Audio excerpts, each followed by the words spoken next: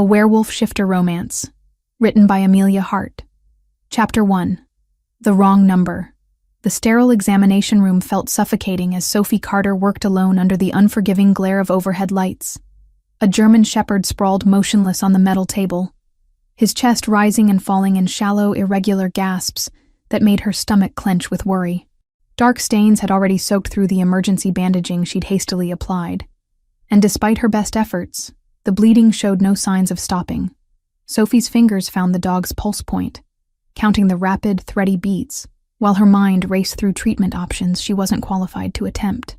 "Easy, boy," she whispered, her voice soft despite the anxiety clawing at her chest. "We're going to get you through this." The dog's eyes, clouded with pain, fixed on her face with the kind of trust that made her heart ache. She'd always had this effect on animals. They seemed to sense something in her that even she didn't understand. Dr. Reed called it a gift, but right now it felt more like a burden as she watched the shepherd struggle for each breath. At 24, Sophie had seen her share of emergency cases, but tonight felt different. The German shepherd had been brought in by a frantic owner just after closing time, hit by a car that hadn't bothered to stop. The impact had left deep gashes across his side, and what she suspected was internal bleeding. Without proper surgical equipment and Dr. Reed's expertise, she was fighting a losing battle. The clinic was eerily quiet at 11:30 at night. Dr. Reed had left 3 hours earlier, muttering something about his grandson's birthday party, leaving Sophie alone with the emergency cases. She didn't mind, usually. The solitude gave her space to think, to focus on healing without the pressure of watching eyes. But tonight, every shadow seemed to hold secrets, and every sound made her jump. Sophie had been working at Riverside Veterinary Clinic for 2 years, ever since she'd started her veterinary studies. The pay wasn't much, but Dr. Reed let her handle real cases instead of just cleaning kennels like other part-time jobs. She needed the experience, and more importantly, she needed the money. Her small apartment above the laundromat barely qualified as housing, but it was all she could afford on her salary and student loans. Her phone lay dead on the counter, its black screen reflecting her worried expression. She'd been so focused on the injured dog that she'd forgotten to charge it, and now the battery had died completely. The landline sat on Dr. Reed's desk across the room, but she needed to move quickly. The dog's breathing was becoming more shallow, and she could see his gums growing pale, a clear sign of shock setting in. "Damn it," she muttered, grabbing the phone and dialing what she thought was Dr. Reed's number. Her fingers, slick with nervous sweat, fumbled across the keys in the dim light. The overhead bulb had burned out an hour ago, leaving only the examination light to work by. She'd been meaning to replace it, but there never seemed to be enough time for maintenance when animals were dying. The phone rang once, twice, 3 times. Sophie tapped her foot impatiently, glancing back at the German shepherd. His eyes were starting to glaze over, and panic shot through her like ice water. She'd lost patients before. It was an inevitable part of veterinary medicine, but never because she couldn't reach help in time. Finally, someone answered. "Hello?" The voice was wrong. Too deep, too commanding, definitely not Dr. Reed's familiar rasp. But desperation made her push forward. She couldn't hang up and waste precious time dialing again. "Dr. Reed, thank God." She breathed into the phone. "The German shepherd is getting worse. I need you here now. The bleeding won't stop and he's going into shock. I've done everything I can, but it's not enough. His breathing is shallow. His temperature is dropping, and I think there might be internal damage. Please, I need your help." Silence stretched across the line, heavy and strange. Sophie could hear her own heartbeat in her ears, could smell the antiseptic that never quite masked the underlying sense of fear and pain that clung to every veterinary clinic. The silence felt wrong, charged with something she couldn't identify. "Where are you?" The voice was crisp, authoritative, definitely not Dr. Reed. Sophie's blood turned cold. She'd dialed wrong. In her panic and exhaustion, she'd mixed up the numbers. Heat flooded her cheeks as embarrassment warred with desperation. This was exactly the kind of mistake she couldn't afford to make. "I'm sorry," she stammered. "I must have dialed the wrong number. I thought you were someone else. I was trying to reach my mentor about a medical emergency. The location, the voice repeated, and something in its tone made her spine straighten. It wasn't a request. It was a command, delivered with the kind of authority that expected immediate compliance. Sophie glanced around the empty clinic, suddenly aware of how isolated she was. The parking lot outside was dark, the streetlights casting long shadows between the buildings. Her beat-up Honda sat alone under the flickering security light, and beyond that, nothing but darkness stretching toward the industrial district. Anyone could be out there, watching, waiting. "I can't tell you that," she said, trying to inject strength into her voice. "I don't know who you are. This was a mistake. You said the German Shepherd was dying." The stranger's voice was calm now, almost gentle. But underneath the softness was steel. "You need help." Sophie looked back at the dog, whose breathing had become even more labored. His tongue was hanging out, pink foam gathering at the corners of his mouth. She was losing him, and Dr. Reed still wasn't answering his phone. She'd tried his number 3 times in the last hour, getting only voicemail each time. Her hands clenched around the receiver as she faced an impossible choice. There was something in the stranger's voice, a certainty that suggested he knew exactly what kind of help she needed. Maybe he was a veterinarian too, someone who understood the desperation of watching a life slip away. Maybe the universe had connected her to exactly the person who could save this dog's life. "Riverside Veterinary Clinic," she heard herself say. "On Maple Street, just past the old courthouse. But I should warn you, I'm calling the police if you're not who you say you are." The line went dead. Sophie stared at the phone in her hand, her heart hammering against her ribs. What had she just done? She'd given her location to a complete stranger, someone who'd answered a wrong number, and somehow convinced her to trust him with information that could put her in serious danger. But the German Shepherd's labored breathing reminded her why she'd taken the risk. She moved back to the examination table, placing her hands gently on the dog's side. His breathing was shallow, rapid, his body temperature dropping despite the warming blanket she'd wrapped around him. She had maybe 20 minutes before she lost him completely. Outside, she heard the sound of engines. Not just one car, but several, their headlights cutting through the darkness as they pulled into the clinic's parking lot. Sophie's mouth went dry as she watched through the window. 3 black SUVs arranged themselves in the parking lot like pieces on a chessboard, their tinted windows revealing nothing about the occupants. This wasn't Dr. Reed. This was something else entirely. The engines shut off in perfect synchronization, and Sophie watched as figures emerged from the vehicles. Even in the dim lighting, she could see they moved with predatory grace, their posture alert and ready. These weren't veterinarians coming to help with an emergency. These were something far more dangerous. Sophie's hands found the German Shepherd's head, stroking his ears as she whispered reassurances that she didn't feel. Whatever was about to happen, she wouldn't abandon the animal that had trusted her with his life. The clinic door's bell chimed as someone entered. Chapter 2. Dangerous Strangers. The man who entered the clinic moved with the fluid confidence of someone accustomed to commanding rooms. Sophie's breath caught as she took in his imposing figure, easily 6'2", with broad shoulders that filled out his dark jacket perfectly. His black hair was cropped short, professional, but there was nothing soft about the sharp angles of his face or the way his nearly black eyes swept the clinic with predatory assessment. Behind him came 4 other men, each one radiating the same controlled danger. They weren't thugs or common criminals. Their expensive clothes and coordinated movements suggested something far more sophisticated. Sophie's grip tightened on the examination table as they fanned out through the small space, their eyes cataloging exits and potential threats with military precision. "You're not Dr. Reed," Sophie said, proud that her voice remained steady despite the fear clawing at her throat. The leader's gaze found hers, and she felt pinned like a butterfly under glass. "No," he agreed, his voice the same deep baritone that had commanded her location over the phone. "I'm someone who received your message about an emergency." "What kind of veterinarians travel in a convoy?" Sophie demanded, positioning herself protectively between the strangers and the injured German Shepherd. "Who are you people?" Instead of answering, the man approached the examination table with careful steps, his attention shifting to the dying dog. Something in his expression softened as he took in the animal's condition. The shallow breathing, the blood-soaked bandages, the glassy eyes that spoke of approaching death. "What happened to him?" he asked, and Sophie was surprised by the genuine concern in his voice. "Hit and run," she replied automatically, then caught herself. "Not that it's any of your business.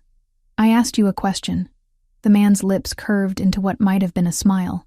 "My name is Caspian Cross. I run a specialized veterinary practice. When I received your call, I thought one of my patients was in danger." "Specialized how?" Sophie's eyes narrowed. "And why do you need bodyguards for house calls?" "I work with difficult cases," Caspian said smoothly. "Animals that others have given up on. As for security, you'd be surprised how emotional people get when their pets are involved." It was a reasonable explanation, but something in his tone suggested layers of meaning she wasn't privy to. Sophie studied his face, looking for tells, for signs of deception. Her father had been a con artist before he died, and she'd learned to read people's lies in the subtle tightening around their eyes, the way their shoulders tensed when they fabricated stories.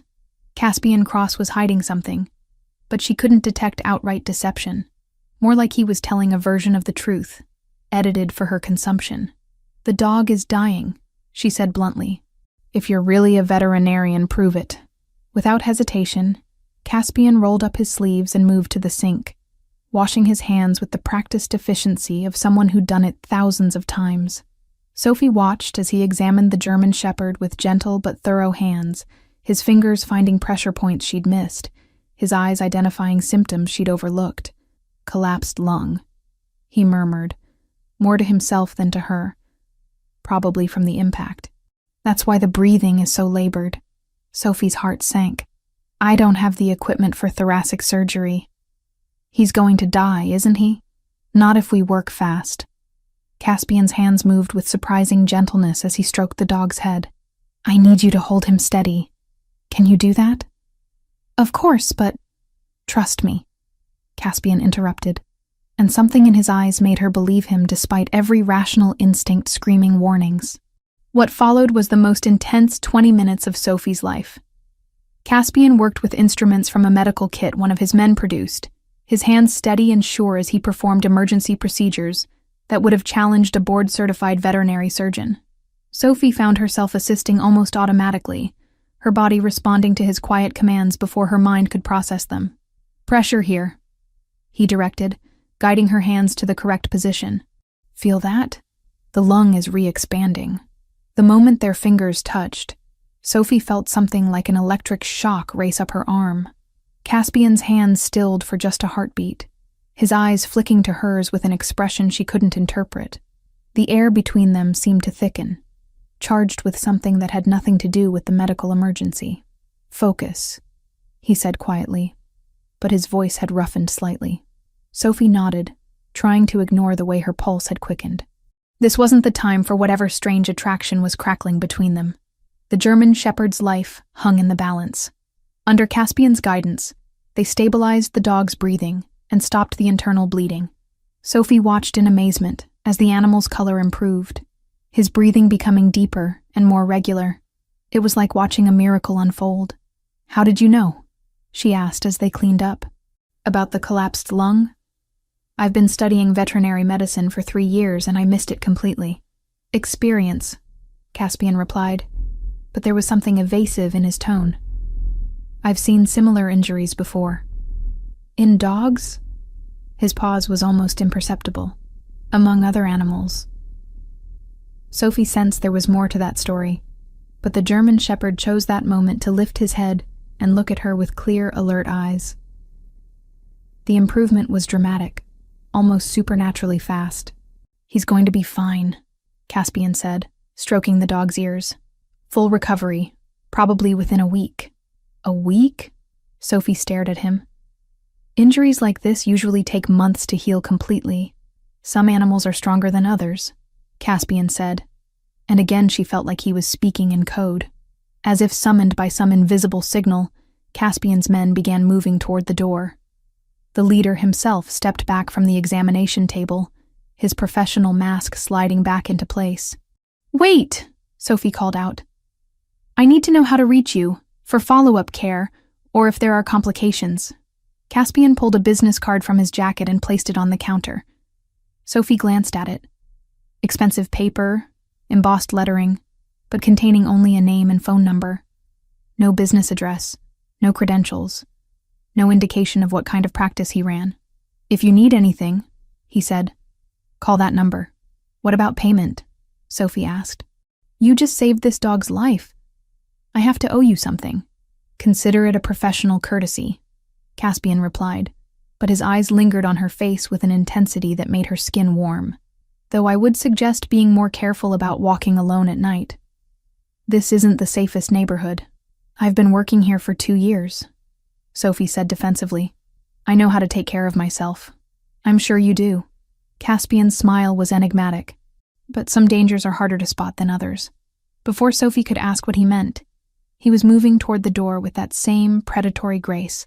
His men fell into formation around him, and within moments, the clinic was empty, except for Sophie and the recovering German shepherd. Sophie stood in the sudden silence, trying to process what had just happened. A stranger had answered her wrong number, brought a team of men who moved like soldiers, performed veterinary surgery with techniques she'd never seen, and then disappeared into the night like something out of a dream. She picked up his business card, running her thumb over the raised lettering. Caspian Cross. The name felt familiar on her tongue, though she was certain they'd never met before. There was something about him that called to her, something that made her want to trust him, despite every red flag her logical mind was raising. The German shepherd whined softly, drawing her attention back to the present. His eyes were bright and alert, his breathing normal. By all rights, he should still be fighting for his life. But instead, he looked ready to jump off the table and run around the parking lot. Sophie's phone buzzed with a text message. She'd plugged it in while Caspian worked, and now it showed several missed calls from Dr. Reed. "Sorry, kiddo," his voicemail said. "Family emergency ran longer than expected. How's our 4-legged patient?" Sophie stared at her phone, then at the business card, then at the miraculously recovered dog. How was she supposed to explain any of this to Dr. Reed? How could she tell him that a mysterious stranger with no credentials had performed emergency surgery in their clinic and then vanished without a trace? Outside, she heard a car engine starting.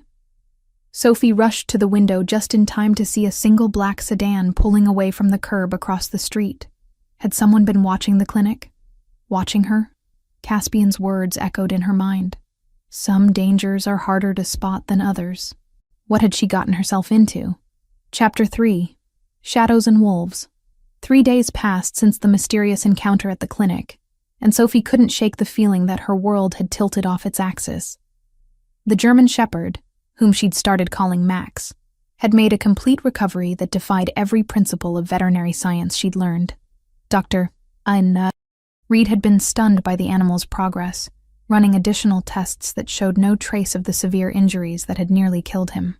"I've never seen anything like it," Dr. Reed muttered, studying Max's latest x-rays. "It's as if the trauma never happened. The lung tissue shows no scarring, no signs of recent repair." "Are you absolutely certain about the initial diagnosis?" Sophie nodded, though doubt crept into her voice. "He was dying, Dr. Reed. Collapsed lung, internal bleeding, shock symptoms. I documented everything, but when she'd searched for her notes from that night, they were nowhere to be found. The examination forms she'd filled out had vanished, along with any physical evidence of Max's original condition. It was as if someone had deliberately erased all proof of what had happened.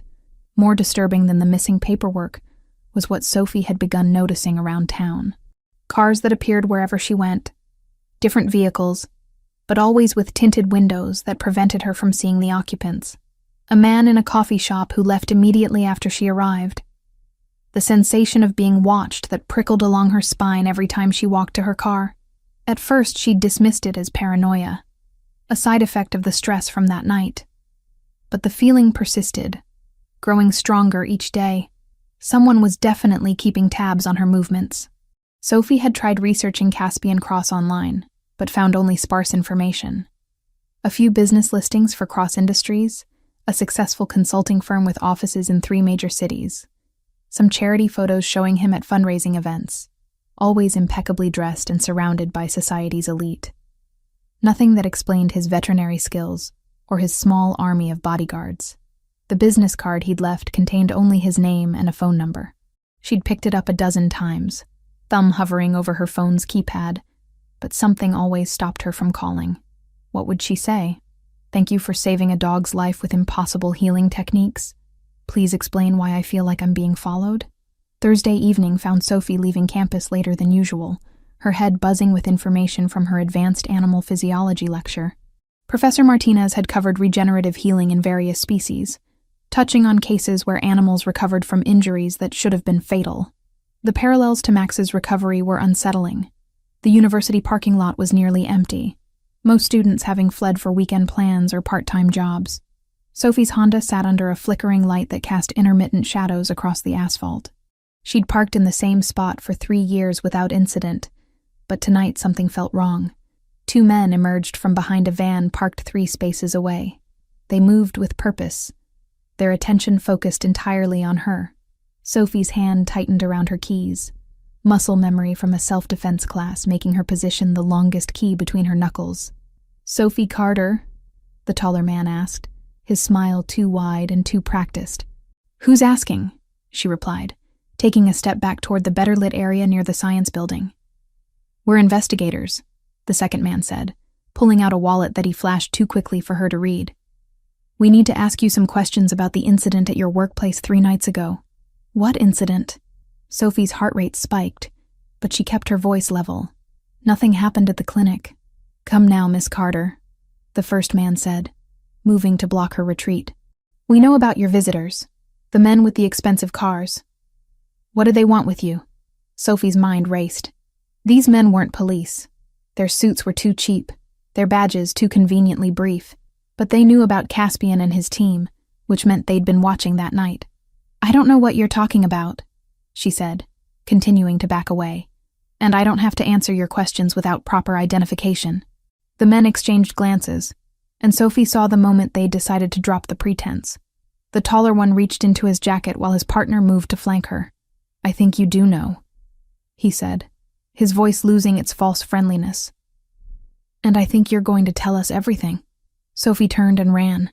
Behind her, she heard cursing and heavy footsteps. The science building was 50 yards away, but its doors were locked after 8 p.m. Her car was closer, but she'd never get the door open and the engine started before they caught her. Panic flooded her system as she realized how isolated she was. Then she heard something that froze her blood. A low, rumbling growl that seemed to come from everywhere at once. The footsteps behind her stopped abruptly. Sophie spun around to see her pursuers backing away from the shadows between 2 cars, their faces pale with terror. The growling intensified, and massive shapes emerged from the darkness. Wolves. 3 of them, each larger than any wild animal should be. Their fur was so dark it seemed to absorb light, and their eyes glowed with an intelligence that was disturbingly human. They moved with coordinated precision, placing themselves between Sophie and the 2 men. "What the hell?" one of the men whispered, his hand shaking as he reached for something inside his jacket. The largest wolf's lips pulled back to reveal fangs that gleamed like ivory daggers. The sound it made was nothing like the howls Sophie had heard in nature documentaries. This was a promise of violence, a warning that transcended species. Both men turned and fled, stumbling over each other in their haste to reach their van. The engine roared to life, and they peeled out of the parking lot with screeching tires, leaving Sophie alone with 3 enormous predators. Sophie should have been terrified. Every instinct should have been screaming at her to run, to find shelter, to call for help. Instead, she found herself studying the largest wolf's eyes. They were deep blue, almost black, and achingly familiar. "Caspian," she whispered. The wolf's ears pricked forward, and something like surprise flickered across its features. For a moment, the 3 animals stood perfectly still, as if her recognition had changed some fundamental equation. Then the shadows between the cars shimmered, and where wolves had stood, 3 men now waited. Sophie's mind struggled to process what she'd just witnessed, logic warring with the evidence of her own eyes. Caspian stepped into the light, fully human, but somehow retaining that same predatory grace. His clothes were dark and expensive, without a wrinkle to suggest he'd just transformed from another form entirely. "Are you hurt?" he asked, his voice carrying the same authority she remembered from the clinic. Sophie's voice failed as she tried to form words around the impossibility of what she'd just seen. "You're not human." "No," Caspian agreed simply. "I'm not." The casual admission hit her like a physical blow. Everything she thought she knew about the world had just been turned upside down. Shapeshifters were real. The man who'd saved Max's life was something out of legends and horror movies. "What are you?" she managed to ask. "We call ourselves shifters," Caspian said, moving closer with careful steps, as if approaching a skittish animal. "We share this world with humans, but we prefer to remain unnoticed." "Those men," Sophie said, glancing toward where the van had disappeared. "They knew about you. They were asking about that night at the clinic." Caspian's expression darkened. "What did you tell them?" "Nothing. I didn't know what they were talking about." Sophie wrapped her arms around herself, suddenly cold despite the mild evening. "How did they know? How did they find me?" "Because you were seen with me," Caspian said, and something like guilt colored his voice. "Being associated with my kind puts you in danger from people who would use that knowledge for their own purposes." "What kind of purposes?" Instead of answering directly, Caspian pulled out his phone and spoke in low, urgent tones to someone on the other end. Sophie caught fragments: compromised, immediate extraction, and double the perimeter. That made her stomach clench with new fear. "We need to get you somewhere safe," he said, ending the call. "Safe from what?" Sophie demanded. "I don't understand any of this. 3 days ago, you saved a dog's life. Now you're telling me you're some kind of werewolf, and people are hunting me because I witnessed it?" "It's more complicated than that," Caspian said carefully. "But yes, essentially. There are factions among humans who know about our existence. Some want to study us, others want to control us, and a few want to eliminate us entirely. Being seen with me has put you on their radar." Sophie laughed, a sharp sound edged with hysteria. "This is insane. I'm a veterinary student. I study for exams and worry about paying rent. I don't deal with secret organizations and shapeshifters." "You do now," Caspian said gently. "I'm sorry, Sophie. If I'd known that call would endanger you, I would have found another way to help that night." "Found another way to help? You answered a wrong number." "No," Caspian said, his eyes finding hers. "I answered exactly the call I was meant to answer." Before Sophie could ask what he meant, the distant sound of engines echoed across the parking lot, multiple vehicles approaching fast. "Friends of yours?" she asked. Caspian's expression was grim as he counted the lights. "No, and we're out of time." Chapter 4: Sanctuary in the Mountains. The attack came with brutal efficiency. Black SUVs roared into the parking lot from 3 directions, their headlights cutting through the darkness like searchlights. Men poured out of the vehicles before they'd fully stopped, moving with military precision that made Sophie's blood turn to ice. "Down!" Caspian barked, his hand finding the small of her back and pushing her behind a concrete pillar. Sophie crouched in the shadows, her heart hammering as she watched Caspian and his 2 companions shift into their wolf forms with fluid grace. The transformation was mesmerizing and terrifying. Bones stretching, muscles rippling, human features melting into something wild and powerful. Within seconds, 3 enormous wolves stood where men had been moments before. The battle was unlike anything Sophie had ever imagined. The wolves moved like liquid darkness, striking from multiple angles with coordinated attacks that spoke of years of fighting together. But their opponents were prepared for supernatural adversaries, wielding weapons that crackled with electricity and fired silver-tipped projectiles. "Tranquilizers!" Sophie heard one of the attackers shout. "We need them alive!" The largest wolf, Caspian, leaped over a car and tackled 2 men simultaneously, his massive form moving with impossible speed. But even as he fought, Sophie could see that they were outnumbered. More vehicles were arriving, disgorging fresh reinforcements. A tranquilizer dart caught one of Caspian's companions in the shoulder. The wolf stumbled, his movements becoming sluggish as the drugs took effect.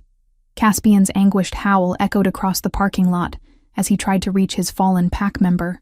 Sophie couldn't just hide and watch.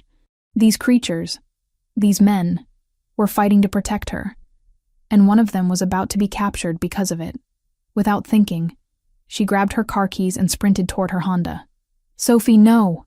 Caspian's voice carried even in his wolf form, a psychic projection that hit her mind with startling clarity. But she was already behind the wheel, engine roaring to life. Sophie had grown up in foster care, moving between families who saw her as a burden or a paycheck. She'd learned to drive at 13, stealing her foster father's truck to escape his wandering hands. Racing through back roads to avoid the police had taught her skills she'd never expected to need again. She floored the accelerator, her Honda shooting toward the attackers' vehicles like a missile. The element of surprise bought her precious seconds as the men dove for cover. Sophie spun the wheel hard right, her car sliding sideways and clipping two of the SUVs hard enough to crumple their front ends. The distraction gave Caspian the opening he needed. He bounded toward his injured companion, grabbing the tranquilized wolf by the scruff and dragging him toward the shadows. The third member of their group provided cover, his snarls and snapping teeth keeping the attackers at bay. "This way!" Caspian had shifted back to human form, his voice urgent as he beckoned Sophie from behind the science building.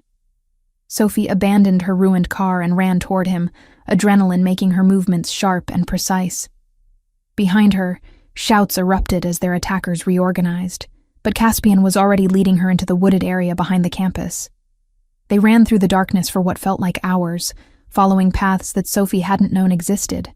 Caspian moved with the confidence of someone who knew every tree and stone, while his companions flanked them in their wolf forms, ears constantly swiveling to catch sounds of pursuit. When they finally stopped, Sophie's lungs burned and her legs shook with exhaustion. They stood in a clearing where a sleek black helicopter waited, its rotors already spinning. The pilot looked like another of Caspian's people. Alert, professional, deadly. "Where are we going?" Sophie shouted over the noise of the engines. "Somewhere safe," Caspian replied, helping her into the aircraft. "Somewhere they can't reach you." The helicopter lifted into the night sky, carrying Sophie away from everything familiar. Below, the lights of the city grew smaller until they were just scattered stars against the darkness.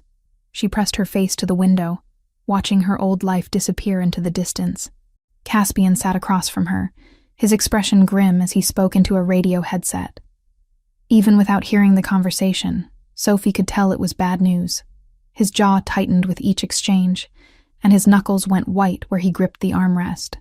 After 40 minutes of flight, they descended toward a compound nestled in what looked like pristine wilderness.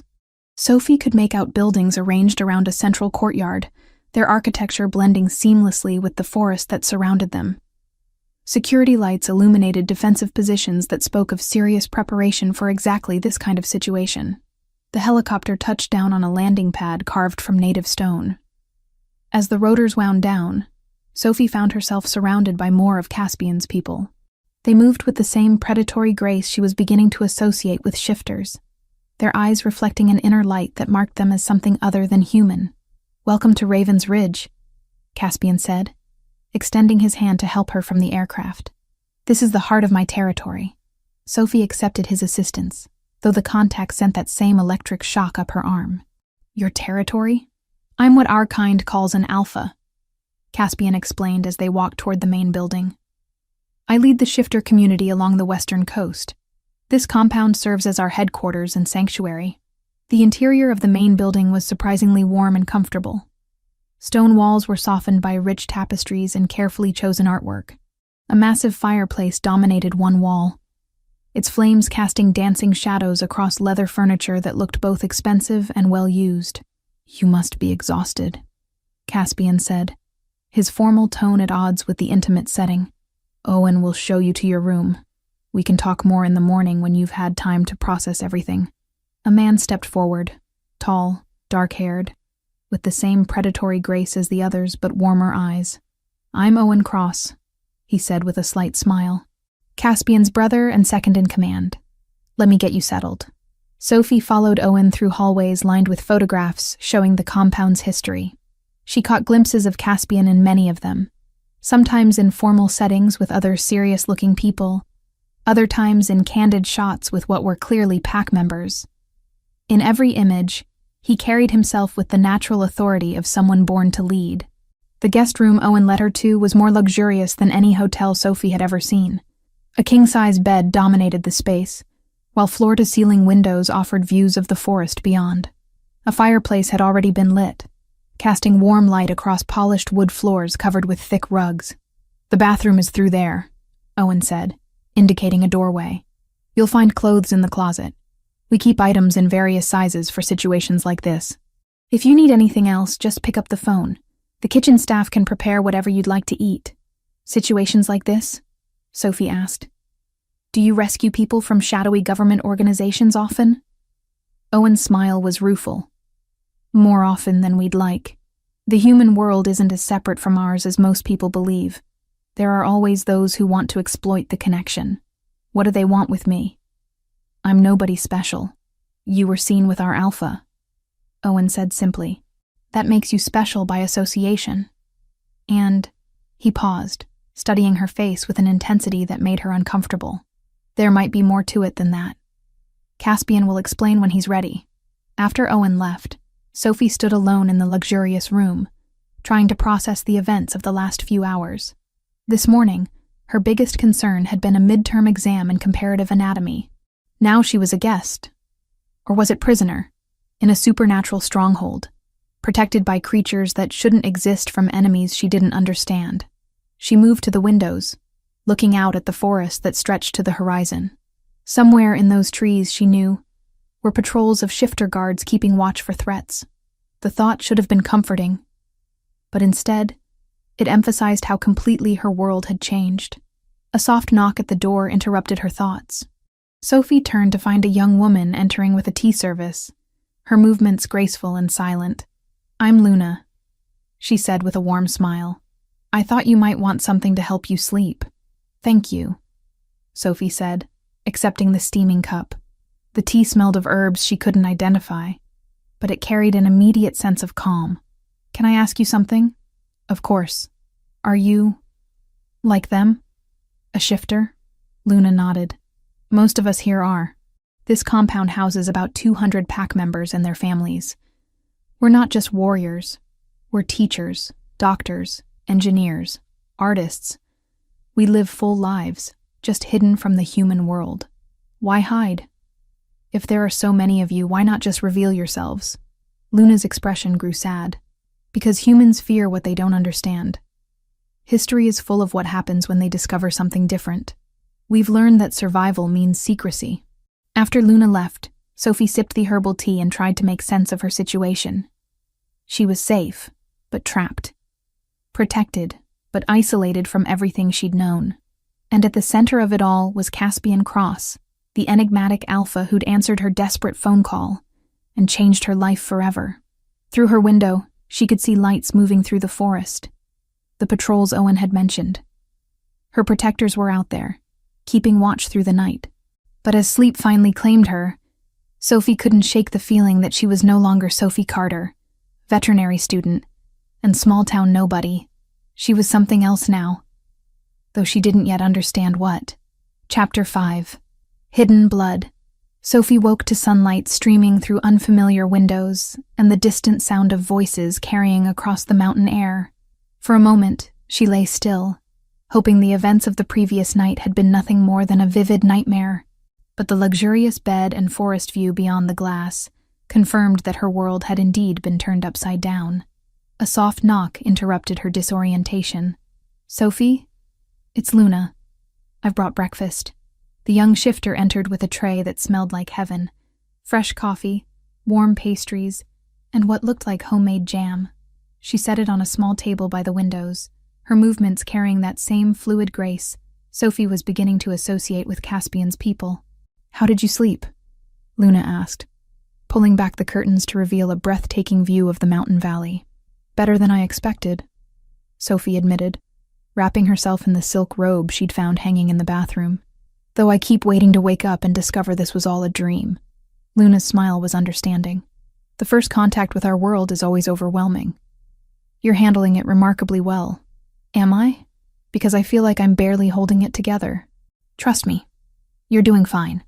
I've seen humans discover our existence before, and most of them end up catatonic or hysterical. You fought back last night. That takes courage. Sophie sipped the coffee, which was better than anything she'd ever tasted, and studied Luna's face. The young woman couldn't be much older than herself, but her eyes held a wisdom that spoke of experiences far beyond her apparent years. "How long have you lived here?" Sophie asked. "All my life. I was born at Raven's Ridge," Luna replied, settling into the chair across from her. "My parents were part of Caspian's father's pack. When the old Alpha died and Caspian took over, nothing really changed for those of us who grew up here. This has always been home." "What happened to his father?" Luna's expression grew somber. "Murdered, along with his mother. Caspian was only 22 when he inherited the leadership of 12 pack territories. Most people thought he was too young, too inexperienced. He's spent the last 7 years proving them wrong." Sophie felt a pang of unexpected sympathy. She understood what it meant to lose parents too young, to have to navigate the world without the people who were supposed to guide you through it. "I'm sorry," she said softly. "I know what that's like. You lost your parents too?" "When I was 16. Car accident, or at least that's what I was told." Sophie set down her coffee cup, surprised by how easy it was to talk to Luna. "I was shuffled between foster homes until I aged out of the system. Not quite the same as inheriting supernatural leadership responsibilities, but loss is loss," Luna finished gently. "And Caspian would understand that better than most. He's drawn to people who've faced tragedy and come out stronger." Before Sophie could ask what she meant by that, another knock sounded at the door. This time it was Owen, his expression serious as he entered. "Sorry to interrupt," he said, "but Caspian needs to see you. We've had some developments overnight." Sophie's stomach clenched with anxiety. "What kind of developments?" "The kind better discussed in private," Owen replied, his tone diplomatic but firm. Sophie quickly dressed in the clothes that had been provided, jeans and a sweater that fit perfectly, though she tried not to think too hard about how they'd known her exact size. Owen led her through the compound, past training areas where shifters practiced combat in both human and wolf forms. She couldn't help staring at the casual way they moved between shapes, as if changing form was as natural as breathing. Some fought as humans with weapons she'd never seen before, while others prowled the practice ring as massive wolves, their movements coordinated with an intelligence that went far beyond animal instinct. "Impressive, isn't it?" Owen said, noticing her fascination. "Most of us start training from childhood. By adulthood, the shift is as natural as walking. How many of you are there? Shifters, I mean." "More than humans suspect, fewer than we'd like," Owen replied carefully. "We're scattered across the globe in packs and territories. Caspian's domain is one of the largest in North America. They entered a building that felt more like a corporate office than part of a supernatural stronghold. Glass-walled conference rooms lined a central corridor, while the air hummed with the quiet efficiency of important work being done. Through open doorways, Sophie caught glimpses of people working at computer terminals, their screens displaying information she couldn't interpret. Caspian waited in a corner office that managed to be both professional and unmistakably his. The furniture was expensive but functional, while the walls displayed maps marked with symbols she didn't recognize. He stood with his back to them, staring out a window that offered a commanding view of the compound's defenses. "Thank you, Owen," he said without turning around. "Close the door, please." Sophie found herself alone with the Alpha for the first time since their rescue. In daylight, Caspian seemed even more imposing, not just because of his physical presence, but because of the authority that radiated from him like heat from a flame. This was a man accustomed to making life-or-death decisions, to carrying the weight of hundreds of lives on his shoulders. "How are you feeling?" he asked, finally turning to face her. "Confused, overwhelmed, grateful," Sophie replied honestly. "Your people have been incredibly kind. They're good people. They deserve protection, which is why what I'm about to tell you is going to be difficult to hear." Sophie's mouth went dry. "What happened?" Caspian moved to his desk, picking up a tablet and scrolling through information that made his jaw tighten with anger. "The men who attacked us last night weren't random opportunists. They were part of an organization we've been tracking for months. Humans who capture and experiment on shifters. Experiment how? They're trying to replicate our abilities, create artificial shifters they can control." Caspian's voice was flat, but Sophie could hear the rage burning underneath. They've been targeting isolated pack members, especially those with rare gifts. Sophie sank into one of the chairs facing his desk, her legs suddenly unsteady. And they think I have rare gifts? We think they know something about you that you don't know about yourself, Caspian said gently. Sophie, when you touched that injured German shepherd at the clinic, what did you feel? I felt connected to him, like I could sense his pain, understand what he needed. Sophie frowned, remembering. But that's not unusual for me.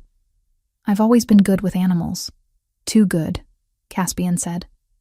The way you handled that dog's injury, the speed of his recovery, the fact that you were able to assist with medical procedures you'd never seen before. It all points to abilities that go beyond normal human capabilities. Sophie laughed shakily. Are you saying I'm part shifter?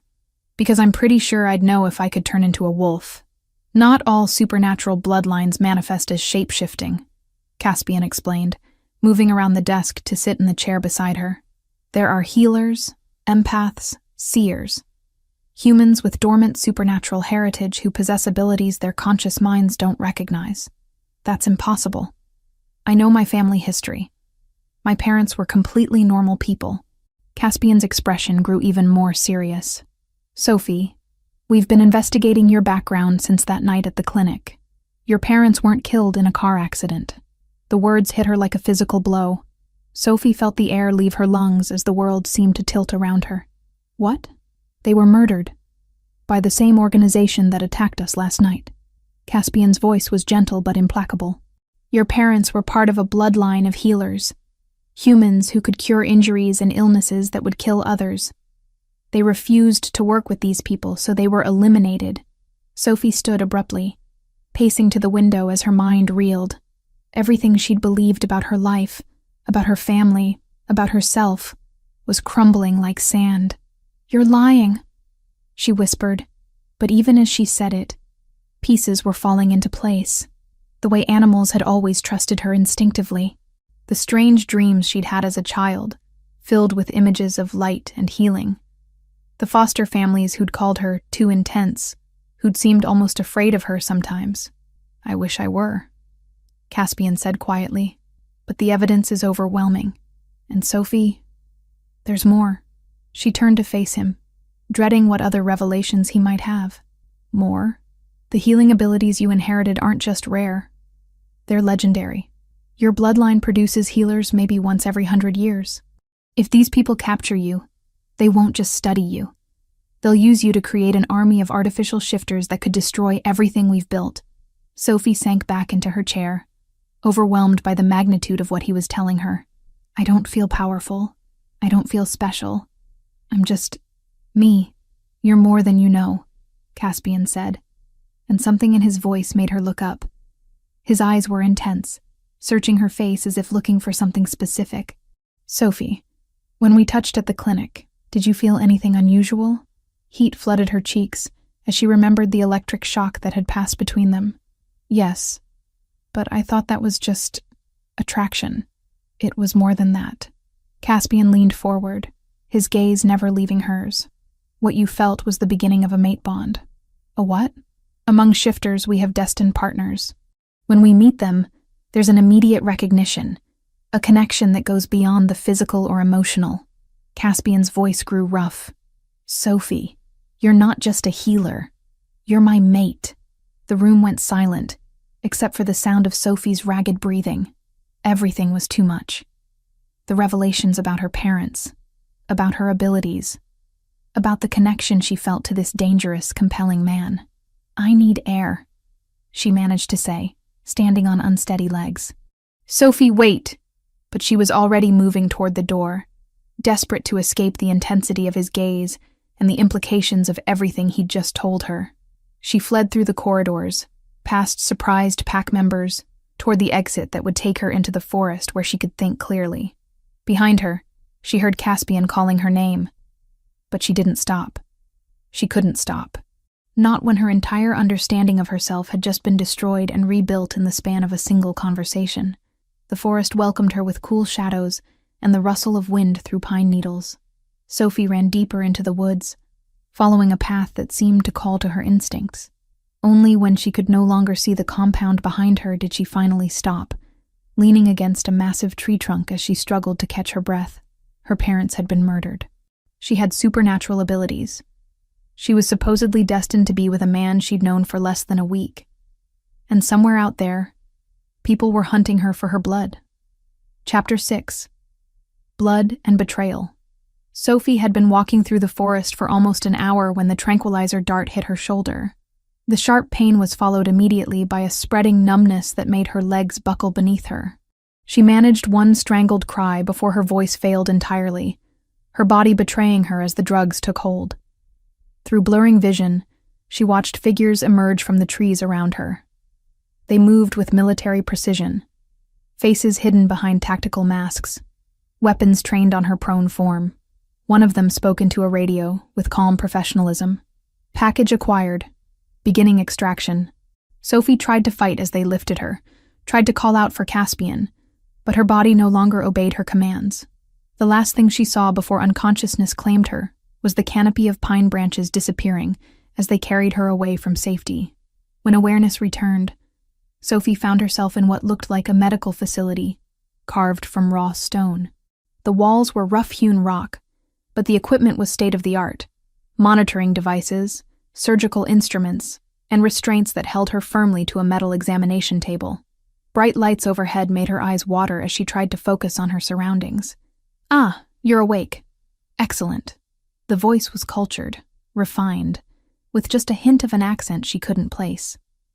Sophie turned her head to see a man in an expensive suit approaching her table. He was tall and lean, with perfectly styled blonde hair and cold blue eyes that studied her with scientific interest. "Who are you?" Sophie's voice came out as a croak, her throat dry from whatever drugs they'd given her.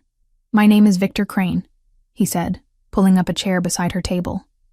"And you, my dear, are far more valuable than you realize." "I don't know what you're talking about." Sophie tested the restraints holding her wrists and ankles, but they were designed to hold much stronger creatures than herself. Victor's smile was patronizing. "Of course you don't. That's the beauty of dormant bloodlines. The power exists whether you're aware of it or not. Tell me, Sophie Carter, do you know what your parents really were?" Despite Caspian's revelations earlier, hearing it from this stranger's lips sent ice through her veins. "My parents were normal people." "Normal people don't possess the genetic markers for supernatural healing abilities," Victor said, consulting a tablet in his hands. "Normal people don't carry bloodlines that can trace their ancestry back to the original healers who walked alongside the first shifters centuries ago." He stood and moved to a nearby table covered with medical instruments. Sophie's heart rate spiked as she watched him examine various syringes and scalpels with casual interest. "You see, my dear, your parents made a terrible mistake 16 years ago. When my organization approached them about joining our research program, they refused. They believed their gifts should remain hidden, used only to help animals and the occasional human who stumbled across their path.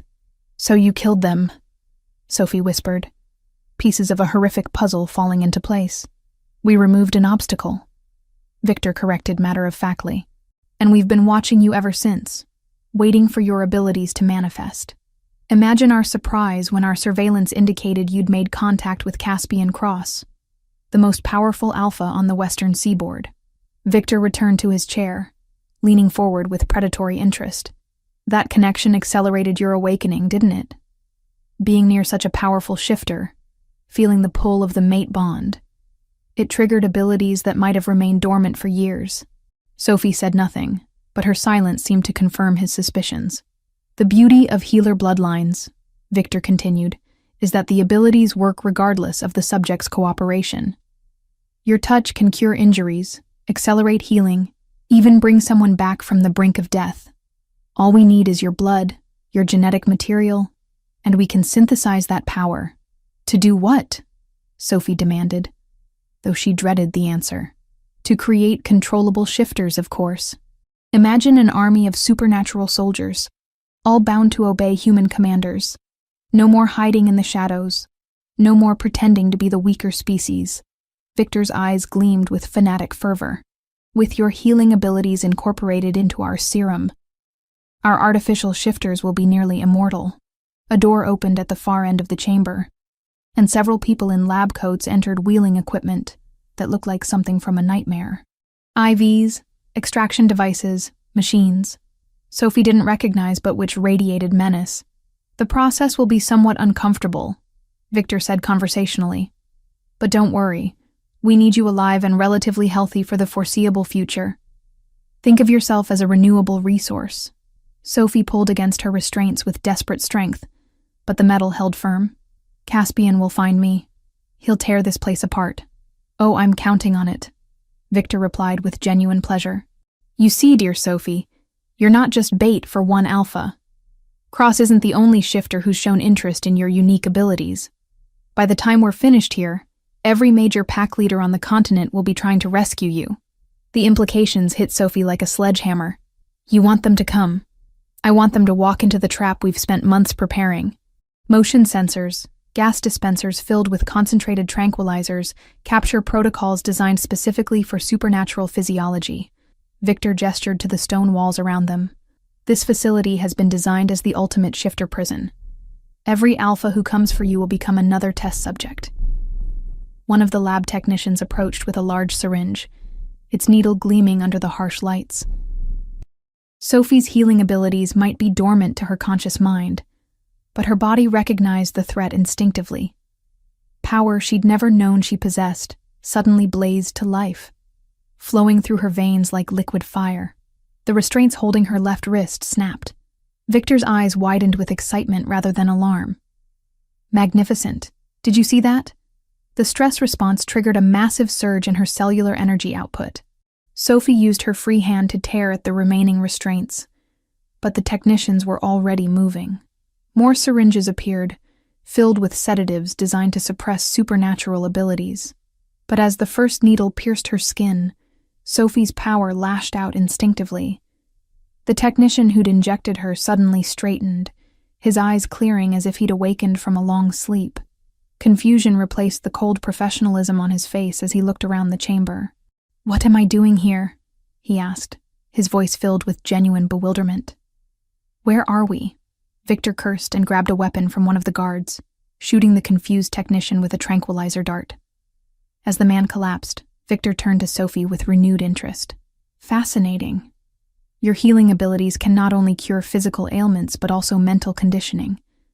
That technician had been psychologically programmed for months, and you undid it with a single touch." Sophie had freed her other wrist and was working on the ankle restraints when alarms began blaring throughout the facility. Red lights flashed, and automated voices announced security breaches in multiple sectors. "Right on schedule," Victor said, checking his watch. "Your mate has excellent timing." Through the facility's intercom system, Sophie could hear sounds of battle, growls, gunfire, and the distinctive sound of metal being torn apart. Hope blazed in her chest as she recognized the fury in those wolf howls. Caspian had found her, but Victor seemed unperturbed by the chaos. "Guards, initiate Protocol 7. It's time to welcome our guests properly." Gas began hissing from vents in the ceiling. Not the killing kind, but Sophie could smell the chemical tang of the tranquilizers Victor had mentioned. Whatever concentration they were using was strong enough to affect shifters, which meant it would overwhelm her human physiology in seconds. Sophie freed her ankles and rolled off the examination table, just as the chamber door exploded inward. Caspian stood in the doorway in human form, his clothes torn and bloody, his eyes blazing with protective fury that made him look more wolf than man. "Get away from her!" he snarled, his voice carrying harmonics that spoke of barely controlled transformation. "I don't think so," Victor replied calmly, pressing a remote control in his hand. The floor beneath Caspian's feet suddenly gave way, dropping him into a pit lined with silver spikes. Sophie screamed as she watched him fall, but Caspian managed to catch the edge of the pit, his enhanced strength allowing him to hang suspended above the deadly trap. "Silver-lined capture pit," Victor explained conversationally. "Painful for shifters to touch, but not immediately fatal. We want him alive for the experiments, after all." Sophie's power surged again, stronger this time, fueled by rage and desperation. She could feel Caspian's pain through their nascent bond, could sense his strength failing as the silver burned his hands. Without thinking, she lunged toward Victor, her hands glowing with energy she was only beginning to understand. "Sophie, don't!" Caspian's warning came too late. Victor caught her wrists in hands that felt like steel cables, his grip far stronger than any human should possess. As their skin made contact, Sophie realized with horror that her healing power was flowing into him, not harming him.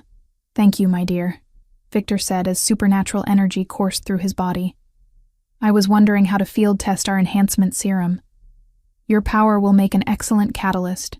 Sophie watched in growing terror as Victor's eyes began to glow with stolen energy, as his already impressive strength increased beyond human limitations. She'd just given their enemy the power to become something far worse than a mere human fanatic. She'd created a monster. Chapter 7. The Alpha's Claim. Victor's enhanced strength lifted Sophie off the ground as stolen power coursed through his system. His eyes blazed with supernatural energy that didn't belong to him, and his grip on her wrists felt like iron manacles. But even as terror flooded through her, Sophie could feel something else. A connection that went deeper than fear or pain. Caspian's presence in her mind, urgent and desperate. "Sophie, listen to me. The bond between us, use it. My strength is yours." She didn't understand what he meant until she felt it. Power flowing not just from her into Victor, but from Caspian into her. The mate bond he'd spoken of was more than emotional connection. It was a conduit that allowed them to share abilities, to become more than the sum of their parts. "Impossible," Victor snarled as he felt the change in her energy signature. "You're just a human with dormant abilities." "No," Sophie said, her voice stronger than it had been moments before. "I'm something else entirely." The power building within her wasn't just healing energy anymore. It carried the force of Caspian's alpha authority, the protective fury of a mate defending his chosen partner. Sophie had never felt anything like the strength flowing through her veins, transforming her from victim to something far more dangerous. Victor's eyes widened as he realized what was happening. "You're bonding. Right now, in the middle of battle, you're completing a mate connection that takes most shifter pairs months to achieve. Some bonds are stronger than others," Caspian said through gritted teeth, as he hauled himself out of the silver-lined pit. His hands were burned and bleeding from contact with the toxic metal, but determination drove him forward. Sophie channeled the combined power flowing through her into a surge of pure healing energy, but instead of letting Victor steal it, she reversed the flow. Every enhanced ability he'd absorbed, every artificial modification his body had undergone, she began systematically dismantling. Victor screamed as his stolen strength turned against him. The enhancements that had made him superhuman became weaknesses, as Sophie's power identified them as foreign elements to be purged. His grip on her wrists loosened as his body convulsed with the effort of containing energies at war within his cells. "Kill them both!" Victor managed to shout to his remaining guards. But Caspian was already moving, his injuries forgotten in the face of mortal threat to his mate. He shifted mid-leap, human form dissolving into the massive black wolf that had first saved Sophie in the parking lot. His jaws closed around the throat of the nearest guard, while his claws raked across tactical armor, designed to stop bullets, but not supernatural fury. Sophie felt every moment of the battle through their growing connection. Caspian's pain became hers, but so did his strength, his speed, his predatory instincts honed by years of leadership. She'd never fought anyone in her life, but now she moved with borrowed knowledge, ducking attacks and striking back with precision that surprised her enemies. More guards poured into the chamber, but they faced opponents who were no longer merely human and shifter. Sophie and Caspian fought as a bonded pair, each anticipating the other's moves, covering weaknesses and amplifying strengths through their psychic link.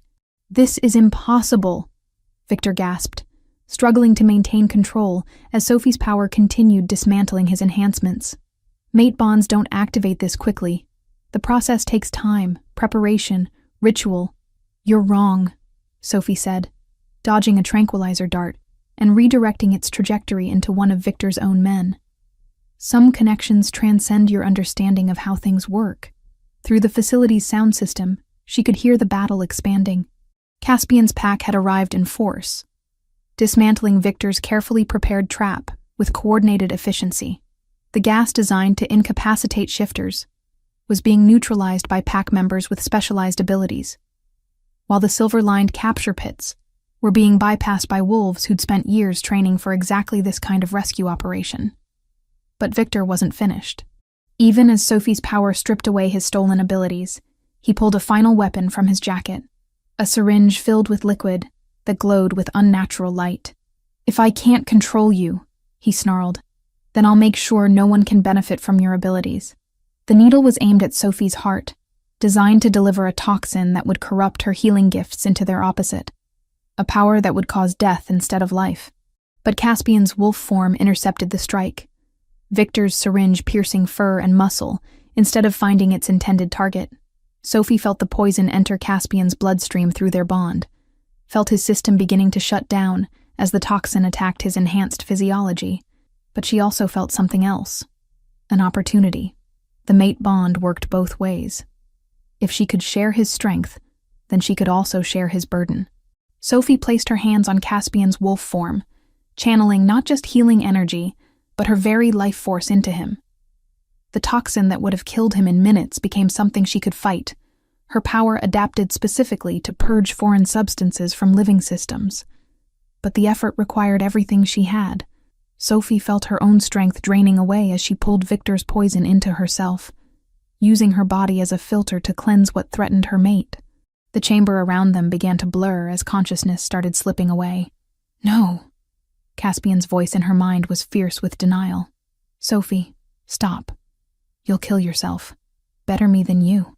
She managed to think back, though forming coherent thoughts was becoming increasingly difficult.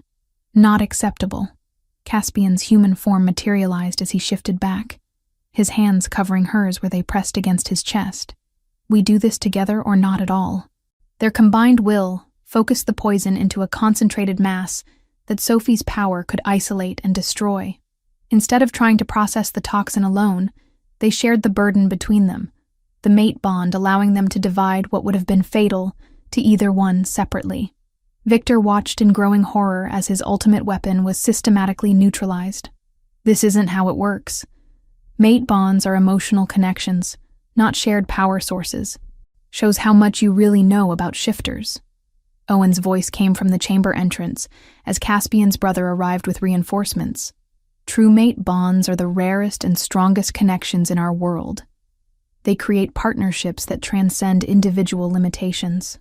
The remaining guards surrendered as pack members filled the chamber, their coordinated assault having overwhelmed Victor's facility completely. But Sophie barely noticed their arrival. Her attention focused entirely on the man whose life she'd just saved, and who had saved hers in return. "The bond is complete," Caspian said softly, his eyes holding hers with an intensity that made her breath catch. "Sophie, do you understand what that means?" She nodded, feeling the connection between them as clearly as her own heartbeat. "It means we're partners. In everything.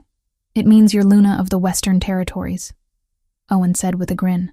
"Alpha female to every shifter pack from here to the Pacific Ocean. Hope you're ready for some responsibility."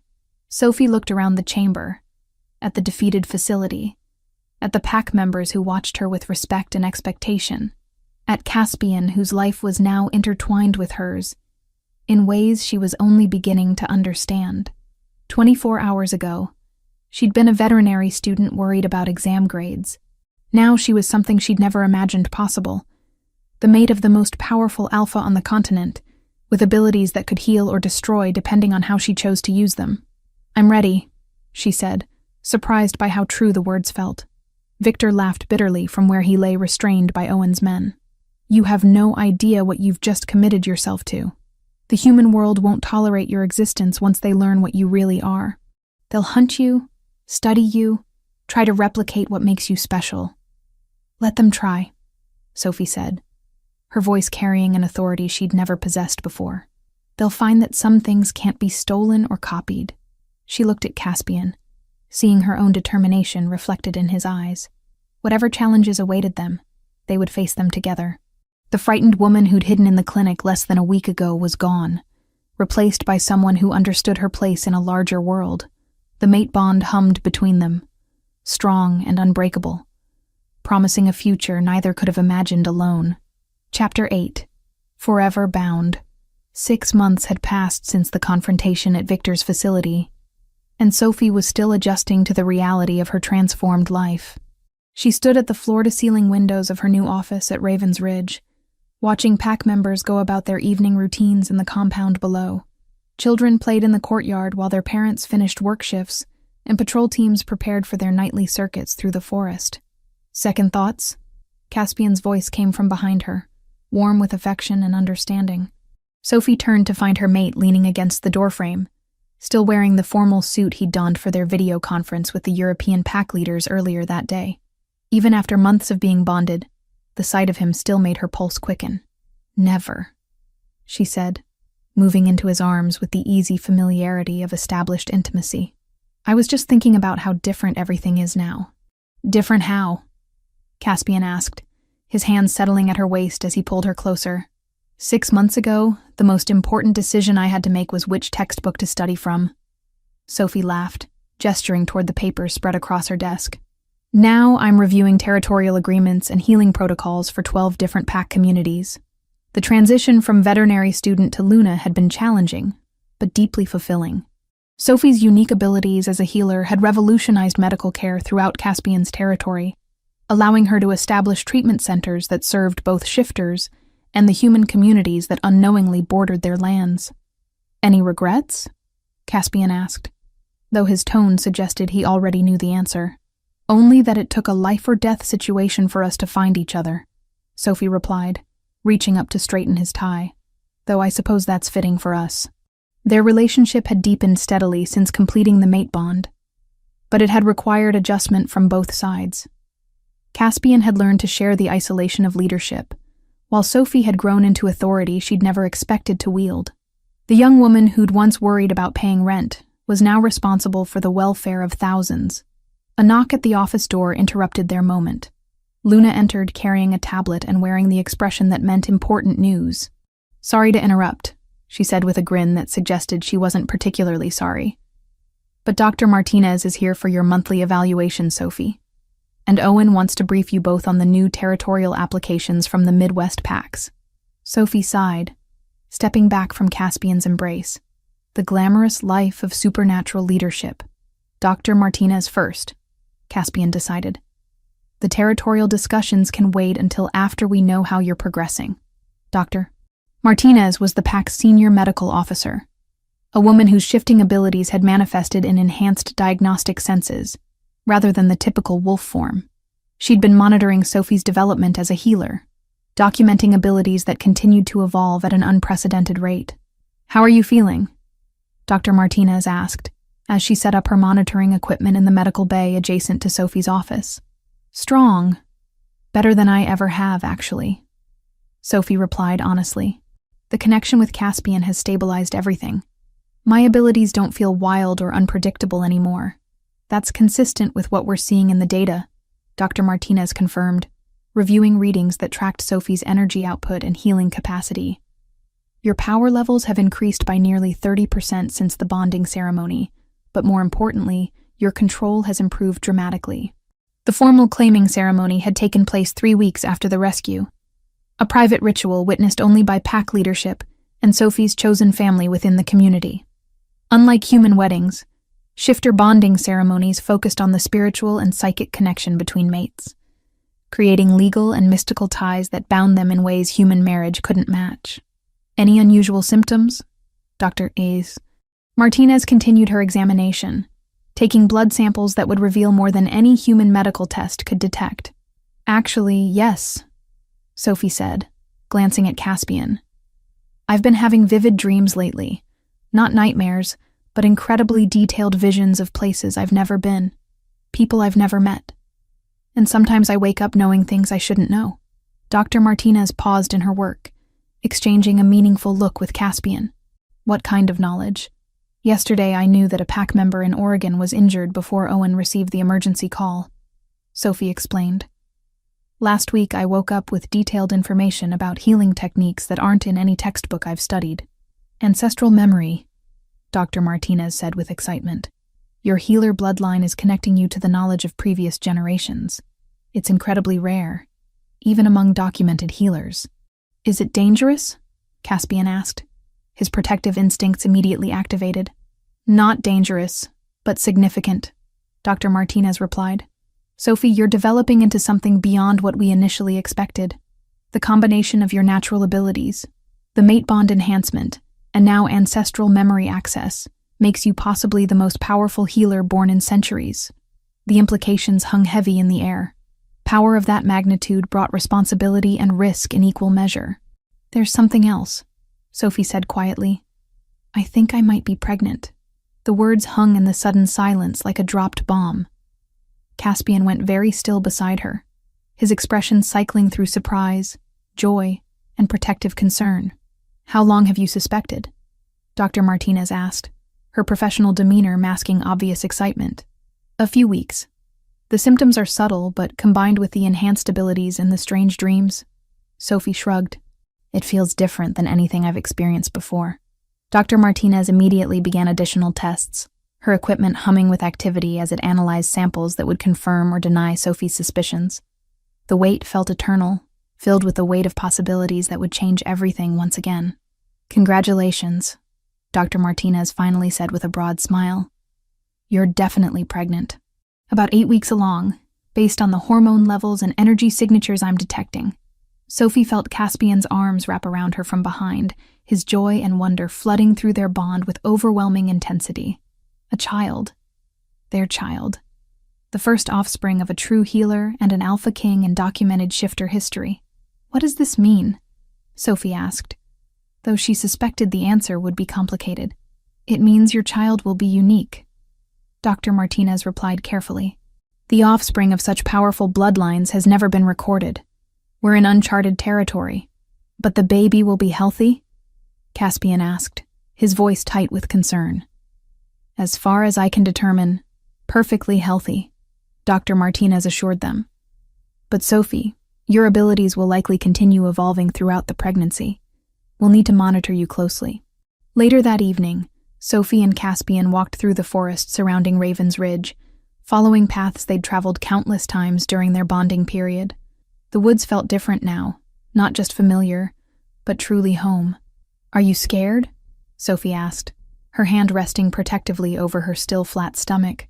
"Terrified," Caspian admitted with characteristic honesty. "I've led packs through wars and territorial disputes, but the thought of being responsible for a child who might inherit both our abilities..." He shook his head. "That's a level of responsibility I never imagined. We'll figure it out together," Sophie said, echoing words he'd spoken to her during their first weeks at the compound. "That's what mates do." They paused at their favorite overlook, where the valley spread out below them, dotted with the lights of the compound. Somewhere in the distance, wolves howled their evening songs to the rising moon. "Do you ever miss your old life?" Caspian asked. Sophie considered the question seriously. "I miss the simplicity sometimes, but that woman who worried about exam grades and rent payments was living half a life. She didn't know what she was capable of, didn't understand her place in the world. And now you do? Now I know that some people are meant for extraordinary things," Sophie replied, turning to face him. "I was terrified that night in the clinic when you walked through the door, but part of me recognized you even then. Recognized home." Caspian kissed her with the passion and tenderness that had characterized their relationship from the beginning. A perfect blend of gentle devotion and fierce protection. Through their bond, Sophie felt his absolute commitment to their future, his determination to build a world where their child could grow up safe and strong. "I love you," he said against her lips, words that carried the weight of eternity. "I love you too," Sophie replied, her hand finding the business card she still carried in her pocket, a reminder of the wrong number that had led to everything right in her life. Above them, the full moon cast silver light across the forest, illuminating the path that had brought them together and would carry them into whatever challenges awaited. They were no longer just individual people trying to survive in a complex world. They were mates, partners, leaders of a community that looked to them for protection and guidance. And soon, they would be parents to a child who would inherit abilities that could reshape the relationship between human and shifter worlds. Whatever came next, they would face it together, bound by love and destiny in equal measure. The future stretched ahead of them, bright with possibility, and anchored by the unbreakable connection forged in crisis and strengthened by choice. Sophie Carter, the frightened veterinary student, was gone forever. In her place stood Sophie Cross, Luna, healer, and mother-to-be, ready for whatever extraordinary adventures lay ahead.